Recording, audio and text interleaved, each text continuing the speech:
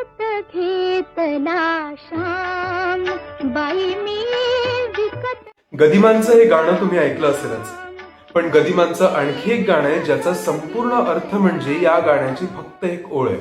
त्यामुळे हा व्हिडिओ शेवटपर्यंत पहा. या गाण्यात देवाला विकत घेणे ही फ्रेज का वापरली असावी? चला पाहूया.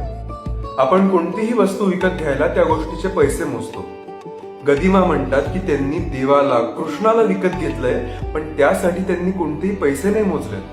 त्यांनी त्यासाठी आयुष्यभराच्या श्वासा इतका हरिनामाचा जप मोजलाय. म्हणजेच हा व्यवहार पैशाचा नसून प्रेमाचा, भक्तीचा आहे.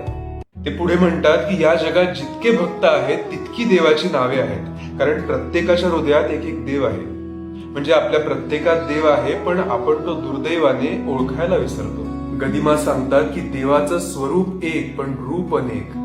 म्हणजे जो गुरे सांभाळणारा कृष्ण तोच तुकोबाचा विठ्ठल आणि तोच रामदासांचा राम. आणि या ओळीचा अर्थ म्हणजे गदिमांचं हे गाणं.